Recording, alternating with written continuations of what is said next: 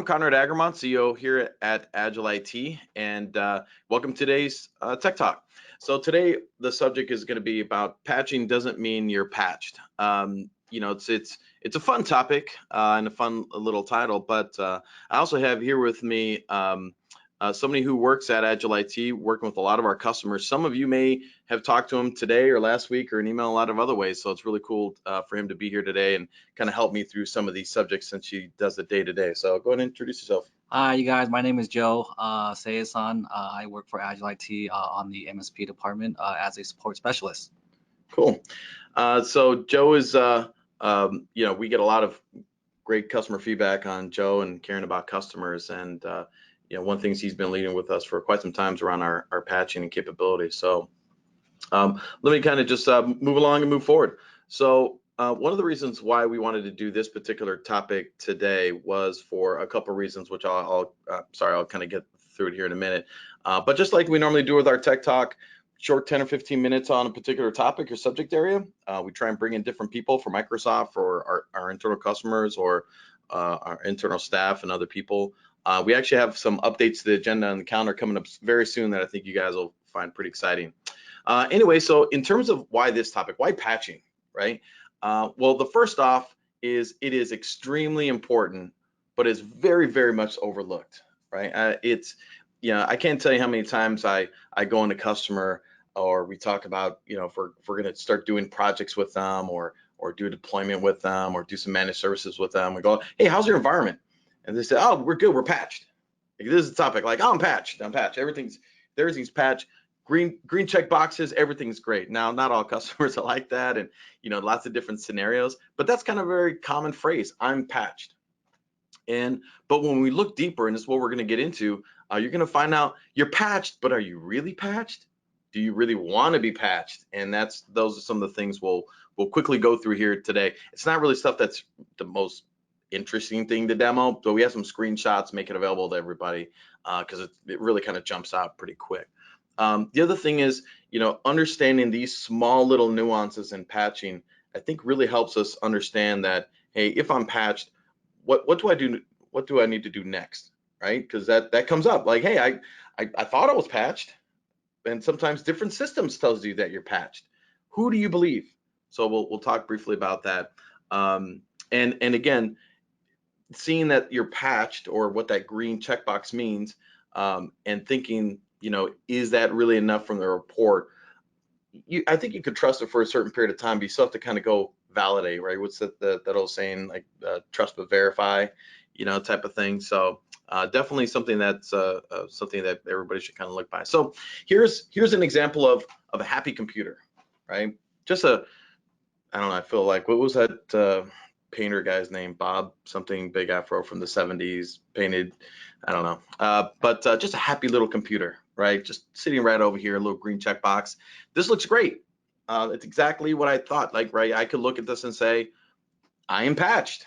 And again, this is what most people see. Now here's Windows 10, this could be a Windows 8 thing, Windows 7.1, and in those earlier versions, some of what we're gonna talk about is even more important to take a look at. So again, right, where am I now? What do you think, Joe? Everything looks good? Looks good to me. All right, looks good to you, but do you believe it? No, I don't. Yeah, no, because you do it all the time. He's like, yeah, I see it, but maybe that's not the best. So one of the things that we use both for ourselves, some customers do this, some people do it on their own, and this is just one way of doing it. There's other methods, and I'll show you of a way that you could do it without it, but you'll pull all your hair out. Is using a vulnerability scanner. Now the scanners are played by different rules, right? The Windows Update Service Agent is something that is normally the one responsible, kind of getting agents, checking things on the machine, and kind of giving me that green checkbox saying that things are good to go. And many of the tools out there will ask that service, hey, what's the patching environment look like there? So it's kind of asking the Windows thing itself and then pulling back that information to whatever reporting system you might use. At Agile IT, we use what was it called, the Autotask Endpoint Management System, AEM. We used to use Enable from SolarWinds, and there's a lot of tools out there. So if you're using something like System Center Operations Manager, or you're using Landesk or any of those other tools, many times they're just asking that agent. So everybody's kind of asking the same thing. More topic on that topic later. The vulnerability scanner is different. What it does is normally has, I think that sometimes they have an agent on the workstation. Sometimes they can do an agentless, so they'll poke into it, and it'll say, oh, those things are good. It'll say, well, are you up to date on the patches? So that's one question it'll ask. Then it'll say, hey, are all those patches configured? Right? Like this is the biggest one. Are those patches configured? So that's the big question, right? Because just because you have a patch doesn't mean that that patch is enabled, right? So immediately, as soon as I say those words, I think of that old Seinfeld episode, right? You're not a Seinfeld watcher, were you? No, I'm not. Okay. But there's an episode where it's like Seinfeld was getting a rental car, right? And he's like, oh, sorry, sir, we have a reservation, but don't have your car. It's like, what do you mean? I thought I had a reservation when it held the car. And Right. so I don't think you know how reservations works. Like, I don't think you do. You're good at taking the reservation, but not good at holding the reservation. So anyway, this is the same thing, right? Like you have a patch, but the patch isn't really all configured that's there. So let's take a quick peek. So this is a bit of an eye chart. The next slide, I'll make this really a lot nicer for you. But when you run the scanner, you get a lot of details back from the scanner, and the scanner is going to assess, all the different, deployments that you have out there and give you an assessment of this. So this is just one little snippet of that. There's a very this particular one, as you can see, was line 141 in the spreadsheet, and there was much more to go. So there's a lot of details in here. Not easy to go through, not something you really run every day. We'll talk about frequency in a little bit, but a lot of info. So in that line, right, instead of looking at the eye chart, looking at that line, this is essentially what it's saying, right? Vulnerability in group policy could allow remote code execution. Like, oh my goodness, like, yeah, that sounds like something we want to go check out, right? That's what we want to go check out. So, but where did this thing come from, right? Where did this patch or whatever come from? Well, most of the times whenever you do a patch, when looking at this link here, this TechNet article, you'll find that that patch came with an update some other time. Sometimes they're back in the old days, they were service packs, and now they get rolled out as a steady stream of updates. Many times we just run, and by we I mean the IT industry as a whole, run patches and do patch management on all of these components. And we believe we're doing good things by saying anything critical and high, that we just deploy it, right? Put that update out. Why would we stop that? And that's fine, right? Like many of those things do patch a known hole. However, in this particular example, in order to leverage this patch, the hole, you have to do something else. You have to configure something, right? So in this particular example, this says like, hey, there's a change in group policy, I have to go apply it. So if I go look at the documented steps, and hold on, I think I might have put this in the wrong order, just 1 second. If I go to the steps here, it'll tell me what I need to go do. Right, so there's these things that I need to go, make happen to kind of work around it. To figure that out, I would have to have, every time there's a new patch, we'll talk about patch schedules in a second. Every time we have to patch, I'd have to look at all the patches that need to be applied, look at each one of them, and then assess whether this patch is something that requires my action and should I apply it. Now, let's take, for example, that you said, this looks good, I think I'm going to apply it. So I'm going to go on group policies over here. I'm going to make a change. So again, sorry that it's all PowerPoint driven here, but giving you some good examples. See that I have this thing in here, encrypt, Oracle remediation, so it's, kind of tied to that, and cred CSSP component. Cool. All right, I'll apply that. Following kind of the directions there. And now when people access, the remote desktop, so this one's really kind of tied to a remote desktop. Here you can see the cred SSP again. Like now I got this other thing. Oh, is that really what I wanted? So as an IT person, I might just say like, oh, why would I not always want things safe and apply it or not apply it? And then it has some type of end user, thing in your face maybe you didn't want. And this happens very often. There's another one, if I recall correctly, where it changed how computers would work with one another. And I think it was something like, once you apply, you had the patch, it's installed. When you applied the patch, like accessing, and I think this was one of them, accessing the server using a NetBIOS name was no longer supported. You had to give it a fully qualified domain name, and because it's SSP related, it has to have a Kerberos token assigned to it. So now you have to run a command on those particular workstations to make sure that all those computers have an additional setting to allow that Kerberos ticket to go through, which normally means you have to give it a name and a port and all those.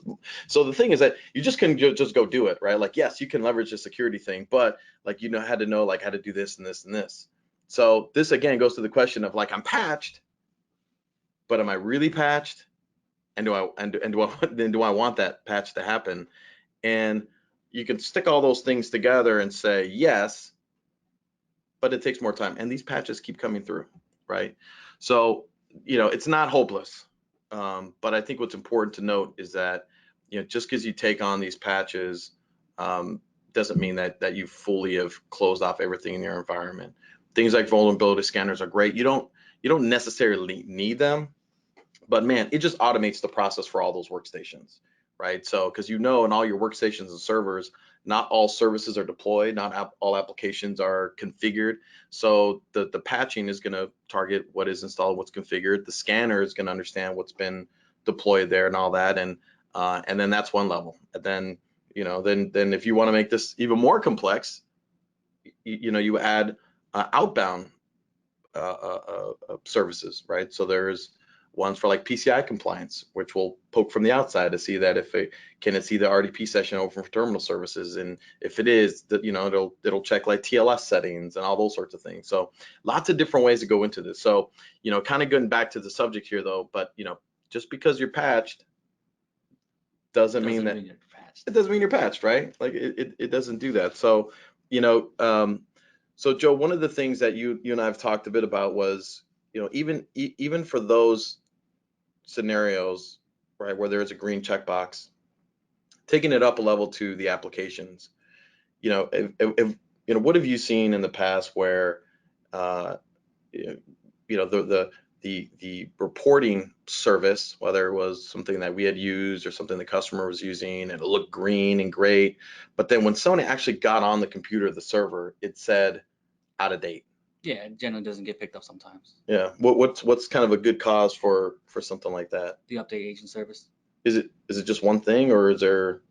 I think there's different releases, so you got to continue to stay up to date on that. Right. So the update agent itself has different versions. Yes. Okay. So the thing that it's looking, the reporting tool could be pointing to an old agent, which itself is out of date. Yes. And so it also can't pull out the other patches. So when That's you get correct. to it, right, yeah. So you have all these other things. So even though once you set up automation, like we do this ourselves at Agile IT, where we say, hey, we periodically we need to, you know, sometimes for large organizations you can't do them all at one time, but you want to do spot checks to make sure that, you know, it's good. If you only have a few servers, you should every once in a while just manually go in there and check a look at Windows Update, take a look at the agent. Absolutely. You know, because that's the worst thing is 6 months you thought it's been great, and then somebody logs onto the servers like, oh, this thing's been not patched for 3 months, even though everything says it's great, but we know that there's a difference. So, you know, again, trust but verify, right? Like I Right. trust a reporting tool up to a certain point. So, anyhow, so those are some of the topics we want to go through on the patch side. You know, in terms of what you should do right now for patching. You know, again, it's great to have patching, you know, schedules. Let's talk about that here in a moment. But you know, you really should go get it and test it. Make sure that the process is working. If you can use something like a vulnerability scanner, that's great. There's so many versions of this on the market. There's some free versions that are good. There's some paid services ones that are really good. We use a variety of them just depending on customers' needs. But you know, how often you should do that? You know, I would say it depends on how much changes you have in your environment. If you have a lot of people kind of coming in and out, if you have workstations that are domain join, non-domain join, depends how mature your process is. Some people, at the very least, I'd recommend doing them, you know, at the very, very least once a year. Twice a year would be, you know, barely cutting it. But if you do a vulnerability scan every month, especially if you're in a compliant environment or very kind of security and legal adverse to those things, then, you know, running it monthly is the best, and certainly something we do. But you know, you could do it on your own as well. So one thing I forgot to bring up earlier was just patching schedules. So, you know, often, in IT area, it's oh, patch on the weekends, but is that not really? No, not necessarily. It depends on the company.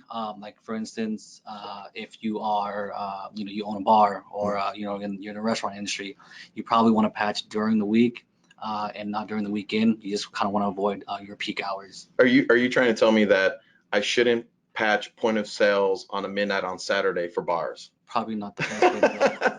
Yeah, I don't think customers would be happy midnight all those devices reboot. Yeah, you don't want that. Right? So that might not be a good thing. At the same time, there's others that their business relies a lot on evenings during the week, and the weekends are light. So we have some kind of defaults we have for certain types of customers, but we also know that we have to take all those things into account. One last thing I wanted to bring up around scheduling was around virtual machines. So we saw this in the past a long time ago, even with customers. I said, man, we have this problem every weekend, our servers, domain controllers.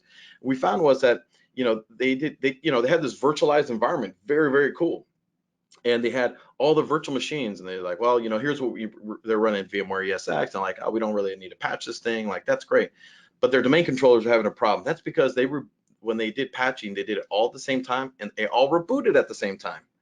We even found a customer that was on Hyper-V server with everything on it.